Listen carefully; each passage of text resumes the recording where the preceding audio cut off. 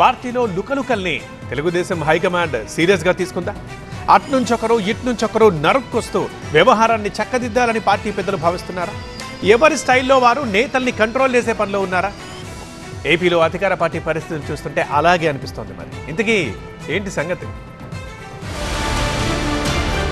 నాన్నదేమో ఘాటు హెచ్చరిక, కొడుకుదేమో స్వీటు చురక. పార్టీలో అసంతృప్తిపై ఇదే కొత్త అస్త్రం. తెలుగుదేశం పార్టీలోనే కాదు, ఏపీ రాజకీయ వర్గాల్లోనూ జరుగుతున్న కొత్త చర్చ ఇది. అధికార ఎన్డీఏ కూటమిలో పెద్దన్నగా ఉన్న టీడీపీలో కొన్నాళ్లుగా లుకలుకలు ఎక్కువ అవుతుండడం హైకమాండ్ ను కలవరపెడుతోంది. అందుకే పరిస్థితుల్ని సెటరైట్ చేసేందుకు దేనికైనా సిద్ధం అన్నట్టుగా రూటు మార్చేసి దూసుకొస్తున్నారు అగ్రనేతలు. రెగ్యులర్ పంధాకు భిన్నంగా వ్యవహరిస్తూ పార్టీకి కంట్లో నలుసులా మారిన వారికి హెచ్చరికలు జారీ చేస్తున్నారు. ఓవైపు అధినేత చంద్రబాబు, మరోవైపు అగ్రనేత లోకేష్ ఎవరికి వారు నేతల్ని కంట్రోల్ చేసేందుకు ప్రయత్నిస్తున్నట్టు తెలుస్తోంది. టీడీపీ నూతన కార్యవర్గ ప్రమాణ స్వీకారం ముగింపు కార్యక్రమంలో జాతీయ వర్కింగ్ ప్రెసిడెంట్ హోదాలో తొలి ప్రసంగం చేసిన లోకేష్ పార్టీ నేతలకు భలే చురకలంటించారు. పార్టీలో ఎవరూ తోపులు కాదని, అందరూ కలిసి పనిచేస్తేనే విజయం సాధిస్తామని చెప్పారు. ఇక పార్టీలో అసంతృప్తులకు అలకపాన్పులెక్కే నేతలకు తనదైన స్టైల్లో ఇచ్చిపడేశారు లోకేష్. మన పార్టీలో ఉన్న ఒక జబ్బుంది, కోవిడ్ కన్నా ప్రమాదమైన జబ్బు. కోవిడ్ వస్తే కనీసం దగ్గుతాం, జ్వరం వస్తుంది, ఆసుపత్రికి వెళ్తాం.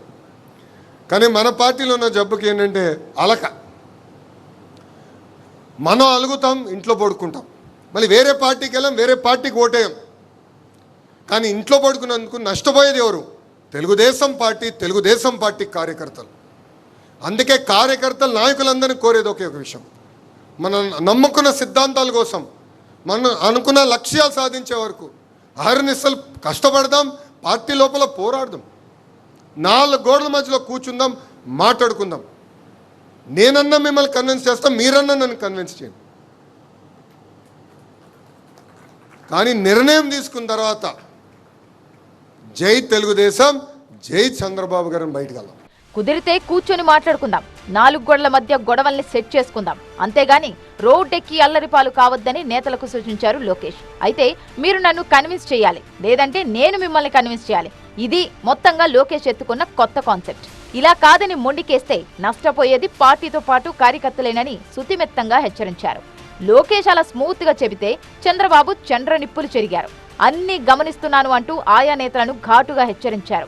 తమ వెంటే కార్యకర్తలు ఉంటారని కొందరు నాయకులు అనుకుంటారని, కానీ వాళ్లంతా పార్టీ కోసమే పనిచేస్తారని ఇండైరెక్ట్ గా పిఠాపురం ఎపిసోడ్ పై స్పందించారు. తెలుగుదేశం పార్టీ కార్యకర్తలు మాతో ఉంటారనుకుంటారు, మీరు అధికారంలో ఉన్నంత వరకు ఉంటారు, టికెట్ ఇస్తే మీతో ఉంటారు, టికెట్ ఇవ్వని మరుక్షణం తెలుగుదేశం పార్టీతో ఉంటారు, ఆ జెండాకే పనిచేస్తారు. నేను చాలా ఎన్నికల్లో చూసా, నాట్ 1 or 2 ఎలక్షన్స్, 9 ఎన్నికల్లో చూసా, 45 ఏళ్లుగా చూస్తున్నా. అది తెలుగుదేశం పార్టీ కార్యకర్త యొక్క విశిష్టత అని చెప్పి కూడా నేను మీకు తెలియజేస్తున్నా. అధినేత స్ట్రైట్ వార్నింగ్ పిఠాపురం వర్మకే అంటున్నాయి పార్టీ వర్గాలు. మరోవైపు తనదైన దూకుడుకు భిన్నంగా లోకేష్ వేసిన సెటైర్లు అసంతృప్తులపైనే అని చర్చించుకుంటున్నాయి. మొత్తానికి అటు చంద్రబాబు, ఇటు లోకేష్ తమ స్టైల్ కి భిన్నంగా పార్టీ నేతలకు ఇచ్చిన వార్నింగ్లు తెలుగుదేశం వర్గాల్లో ఆసక్తికర చర్చకు కారణమవుతున్నాయి. మరి సుత్తిలేని సుతిమెత్తని ఈ హెచ్చరికలతో టీడీపీ అసమ్మతి స్వరాల తీరు మారుతుందో లేదో చూడాలి.